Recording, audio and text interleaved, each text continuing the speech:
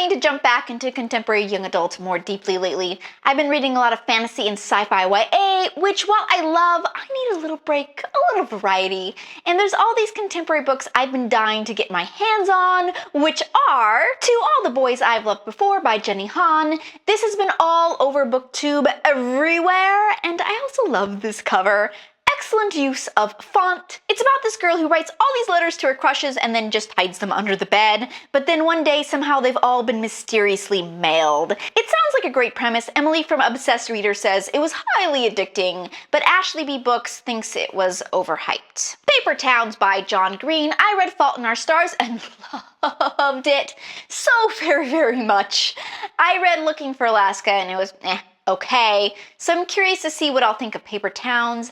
I'm not quite sure I understand the description in Goodreads, but it seems like Quentin has a crush on this girl, and one day she climbs into his window dressed as a ninja, and they go on an adventure together.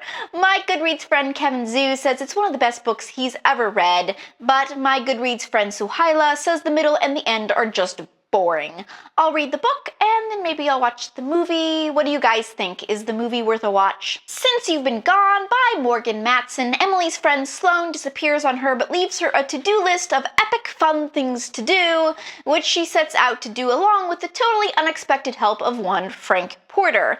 I'm kind of reading the adult version of this right now called P.S. I Love You, and it's really slow, so hopefully this YA version of this plot will be better. Jillian from Bookish and Nerdy loves it so much. The beginning of her review is just a jumble of letters expressing her lack of words to describe how much she loves this book. We Were Liars by E. Lockhart. This was such a big deal a few years back, but I didn't read it at the time, so I'm gonna go back and kind of remedy that now.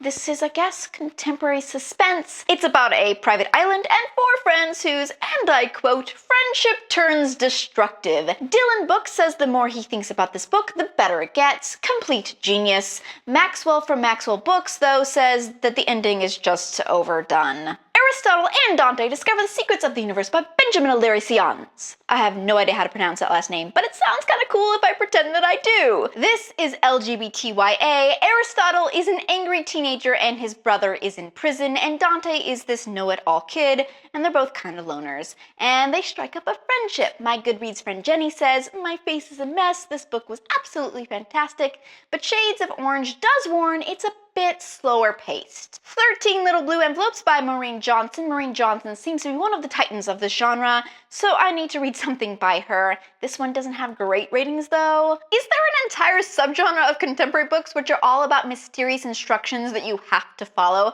I am sensing a theme here. My Goodreads friend Stephanie Hubert, sorry for murdering your name, says this is a really cool book. But my Goodreads friend Alexandra says it sounded like fun, but it turned out to be only okay. All the Bright Places by Jennifer Niven. It's supposed to be Fault in Our Stars meets Eleanor and Park. It's about Theodore, who is morbidly fascinated with the idea of his own death, and Violet, who just wants to get out of their small town and escape the pain of her sister's death.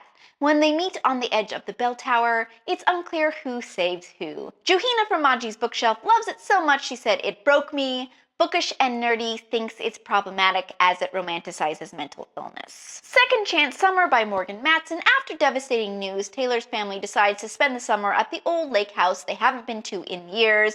There, they rediscover the people they left behind.